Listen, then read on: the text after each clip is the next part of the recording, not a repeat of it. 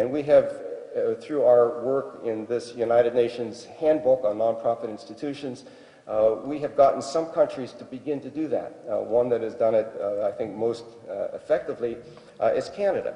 And these next data will show you what the Canadian Statistical Office, now this is no longer a bunch of researchers from private universities and private research institutes doing research. This is the Canadian Statistics Office, and it really gets listened to in Canada. What they discovered is that the value added, the contribution to the GDP, the gross domestic product, of volunteers in Canada exceeded the gross domestic product contribution of the entire motor vehicle manufacturing industry in Canada. And most surprising to me, it exceeded the total value added of the entire agriculture sector in Canada. This is a way to express to policymakers the crucial importance of the nonprofit sector. Here we have a component of the economy that is more important in the Canadian economy than the agriculture sector, which has enormous political influence in the country. And then just one final tidbit of information that you can carry away.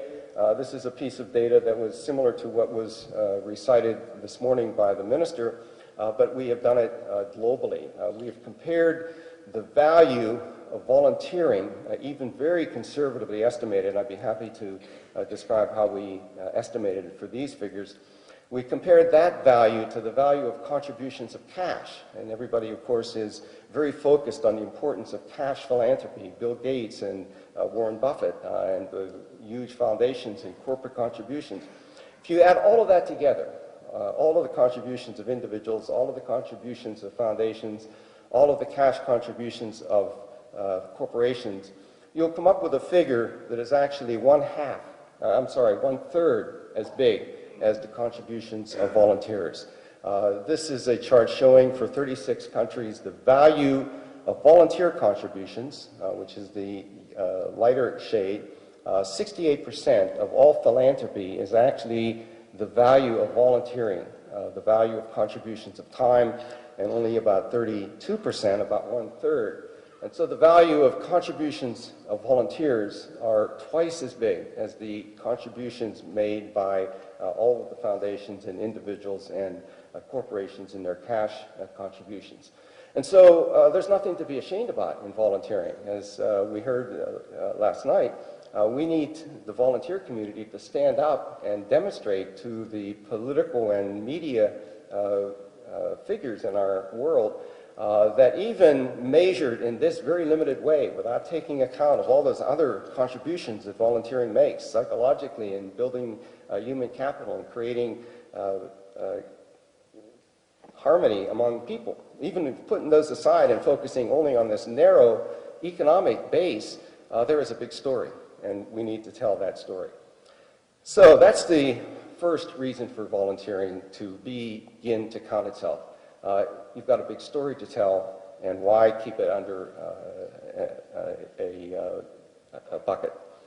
A second reason for doing this is that at the present, our ability to do this, to tell this story, as I think Stephen illustrated very powerfully, is extremely limited. There are no systematic data on most countries around the world. The official economic statistical system before we came along basically ignored volunteering. It was considered to be outside the so-called production boundary of the economy.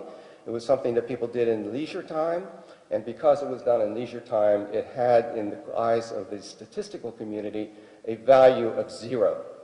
Now, I'm not sure what the exact value is, but I'm very sure that it's not 0, and therefore we felt a need to do something about it. There are surveys, as Stephen pointed out, but every one of them takes its own definition. Every one of them uses its own methodology, and every one of them produces a different result. And this is simply not acceptable anymore given the scale. Third reason has to do with the valuation of volunteering, both on the part of others in the society and on the part of volunteers themselves. We live in a world in which what can't be measured is assumed is very difficult to manage, so there's a practical consequence of this, and there's a tendency to treat that anything that's out of sight very quickly gets out of mind. So it's very hard to sustain an argument about supporting volunteering without some solid data that backs it up. Beyond that, it's very difficult to figure out what's working. We all know that good management is often necessary for good volunteer experiences.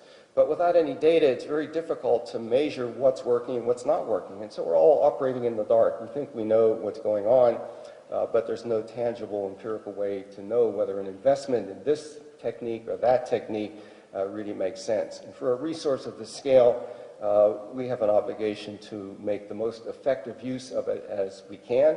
We have an obligation to make sure that the volunteer experiences are good ones and that we aren't in this cycle that was reported on this morning of people typically volunteering for a year and then dropping out. And then finally, one of the reasons for doing this is that we have a UN mandate.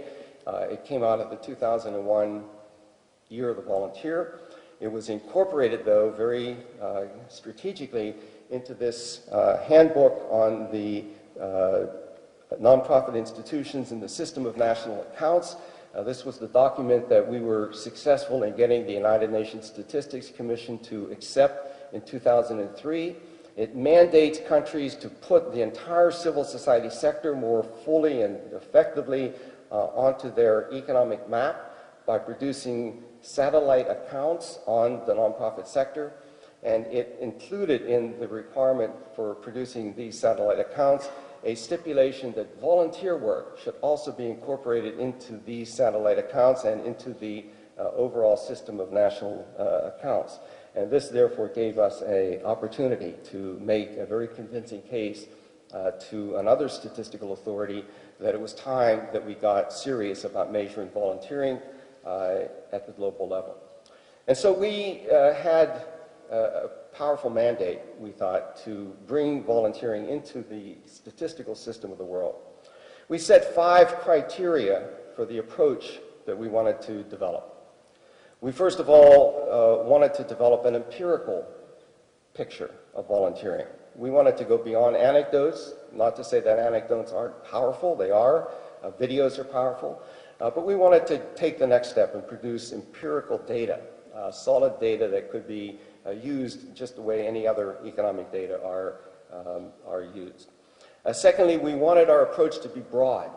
We wanted to embrace and take account of the comment that was raised by the question previously, that volunteering is perceived differently in different cultures, and that different words may trigger different meanings. And we wanted, therefore, to have a definition that was sufficiently broad to encompass what we understood to be the very different notions of volunteering in different parts of the world. And this, of course, was no easy task because we had to get consensus about how best to do this.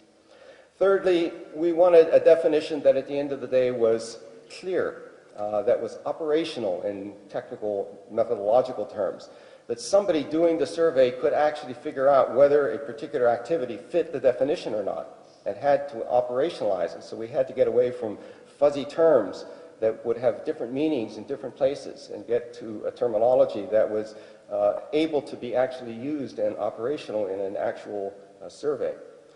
Fourthly, very importantly, we wanted to yield data that was comparative. We wanted to get out of this trap that Stephen documented so well, that everybody is using their own terms and their own notions and their own methodologies, and therefore, at the end of the day, you can't make any comparisons. And this required that we take some hard lines and make some hard decisions, which I hope you'll be willing to accept.